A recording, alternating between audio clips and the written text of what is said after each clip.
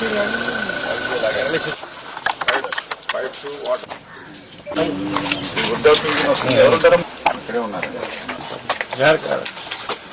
వరకు 200 రూపాయలు వచ్చేది పింఛను ఫస్ట్ లో. ఆ 200 రూపాయలు చంద్రబాబు నాయుడు గారు ఆ రోజు 2000 రూపాయలు 2000 రూపాయలు ఇప్పుడు మరి 4000 రూపాయలు చేశారు. అది కూడా వచ్చిన వెంటనే చేశారు అమ్మా. జాగ్రత్త, మీ ఆరోగ్యం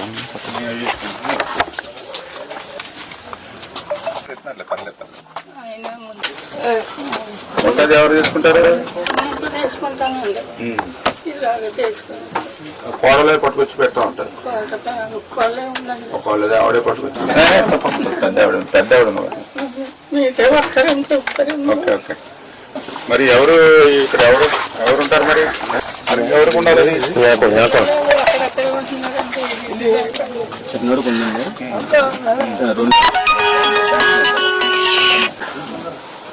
ఇంకొంచెం ఎలా వచ్చి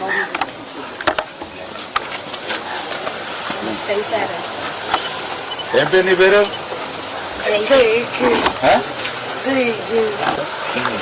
వెళ్తావా? వెళ్తున్నావా? వచ్చా నీకు అలా వచ్చా? ఏబిసిడీలు వచ్చా? స్కూల్కి అలాగా? హాస్టల్ వద్దా? ఓకే, స్కూల్కి వెళ్తే వెళ్తావు.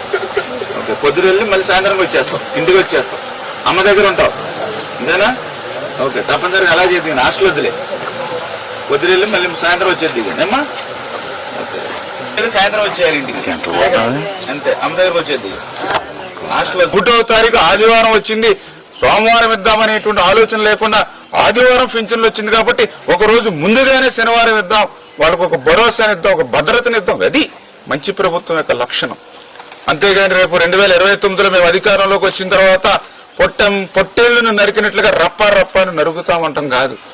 ఇట్లాంటి మంచి ఆలోచనలతోటి ఇవాళ ప్రభుత్వం పాలన చేస్తూ ఉంది. అంచేత ఇప్పుడున్నటువంటి వైఎస్ఆర్సీపీ పార్టీకి ఇటువైపు ఉన్నటువంటి తెలుగుదేశం, జనసేన, బీజేపీ కూటమి ప్రభుత్వానికి ఉన్నటువంటి తేడాను ప్రజలందరూ కూడా గమనించారు.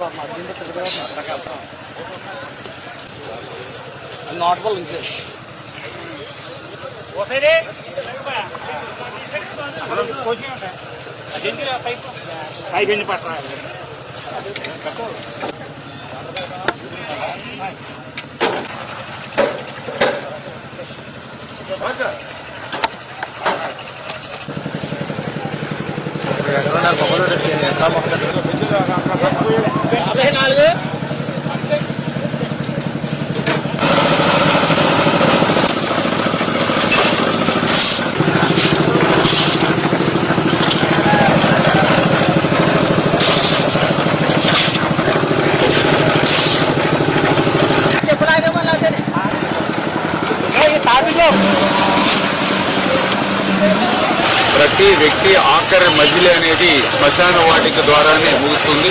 అటువంటి శ్మశాన వాటికలు కూడా అందమైనటువంటి పరిశుభ్రమైనటువంటి కైలాస వనాలుగా మార్చాలని పాలకొల్లు పట్టణంలో కూడా అత్యంత సుందరంగా కైలాస వనాన్ని తీర్చిదిద్దిన విషయం మీ అందరికీ తెలుసు. ఆ స్ఫూర్తితోనే నియోజకవర్గంలో ఉన్నటువంటి ప్రతి శ్మశాన వాటికని కూడా కైలాసవనంగా మార్చాలి. అయితే దీనికి ఆర్థిక పరమైనటువంటి ఇబ్బందులు, ఎందుకంటే 5 సంవత్సరాల వైఎస్ఆర్సీపీ పాలనలో రాష్ట్ర ఆర్థిక పరిస్థితి అంతా కూడా తుడిచిపెట్టుకుపోయినటువంటి స్థితిలో మళ్ళీ ఈ యొక్క సిఎస్ఆర్ ఫండ్స్ని మొబిలైజ్ చేసుకుని గ్రామస్తులు కూడా దాతల సహకారం తీసుకుని దానితో పాటుగా ఎవరైతే గ్రామాల్లో ఉంటారో వాళ్ళందరూ కూడా స్వచ్ఛందంగా ఈ పనుల్లో శ్రమదానం చేసి ఈ శ్మశాన వాటిని పూర్తి చేయాలనేటువంటి సంకల్పంలో భాగంగా మరి ఈరోజు సెలవు దినమని ఆదివారం అని అటువంటి పక్కన పెట్టుకుని ఈవేళ తెల్లవారు జామున్ నుండి మెట్ట మధ్యాహ్నం అవ్వచ్చు, లేదా రాత్రి అర్ధరాత్రి కూడా షిఫ్ట్ల వారీగా కూడా పనుల్ని విభజించి అంటే గ్రామంలో ఉన్నటువంటి వాళ్ళను కూడా డివైడ్ చేసి ఒక పార్ట్ ఒక పూట, ఒక పార్ట్ ఇంకొక పూట, యూత్ ఒక పూట, కొంచెం మిడిల్ ఏజ్ ఇంకొక పూట, ఇట్లాగా షిఫ్ట్ల వారీగా కూడా పనిచేసి ఆ యొక్క శ్మశాన వాటికల్ని ప్రజల భాగస్వామ్యంతో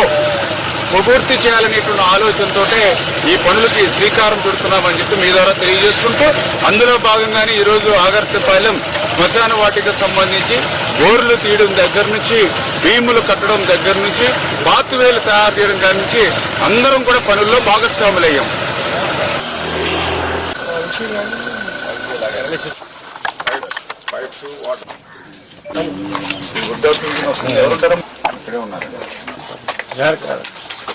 ఇది వరకు 200 రూపాయలు వచ్చి పింఛను ఫస్ట్ లో. ఆ 200 రూపాయలని చంద్రబాబు నాయుడు గారు ఆ రోజు 2000 రూపాయలు, 2000 రూపాయలు ఇప్పుడు మరి 4000 రూపాయలు చేశారు. అది కూడా వచ్చిన వెంటనే చేసాం అమ్మా. జాగ్రత్త, మీ ఆరోగ్యం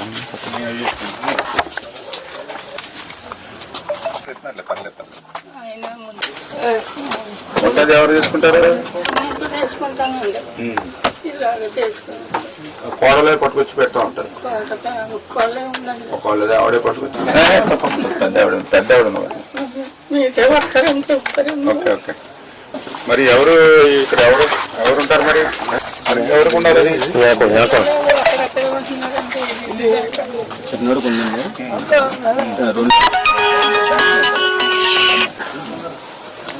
ఎలా వచ్చి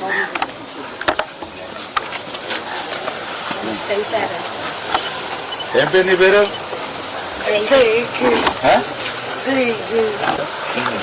వెళ్తావా? వెళ్తున్నావా? వచ్చా నీకు అలా వచ్చా? ఏబిసిడీలు వచ్చా? స్కూల్కి అలాగా? హాస్టల్ వద్దా? ఓకే, స్కూల్కి వెళ్తే వెళ్తావు. ఓకే, పొద్దున వెళ్ళి మళ్ళీ సాయంత్రం వచ్చేస్తావు, ఇంటికి వచ్చేస్తావు, అమ్మ దగ్గర ఉంటావు, అంతేనా? ఓకే, తప్పనిసరిగా అలా చేద్ది. హాస్టల్ వద్దులే, పొద్దున వెళ్ళి మళ్ళీ సాయంత్రం వచ్చేది ఏమ్మా. సాయంత్రం వచ్చేయాలి ఇంటికి, అంతే, అమ్మ దగ్గరకు వచ్చేది. హాస్టల్ 1వ తారీఖు ఆదివారం వచ్చింది, సోమవారం ఇద్దామనేటువంటి ఆలోచన లేకుండా ఆదివారం పింఛన్లు వచ్చింది కాబట్టి ఒక రోజు ముందుగానే శనివారం ఇద్దాం, వాళ్ళకు ఒక భరోసాని ఇద్దాం, ఒక భద్రతనిద్దాం. అది మంచి ప్రభుత్వం యొక్క లక్షణం. అంతేగాని రేపు 2029లో మేము అధికారంలోకి వచ్చిన తర్వాత పొట్టేళ్లను నరికినట్లుగా రప్పాను నరుగుతామంటాం కాదు. ఇట్లాంటి మంచి ఆలోచనలతోటి ఇవాళ ప్రభుత్వం పాలన చేస్తూ ఉంది. అంచేత ఇప్పుడున్నటువంటి వైఎస్ఆర్సీపీ పార్టీకి ఇటువైపు ఉన్నటువంటి తెలుగుదేశం, జనసేన, బీజేపీ కూటమి ప్రభుత్వానికి ఉన్నటువంటి తేడాను ప్రజలందరూ కూడా గమనించారు.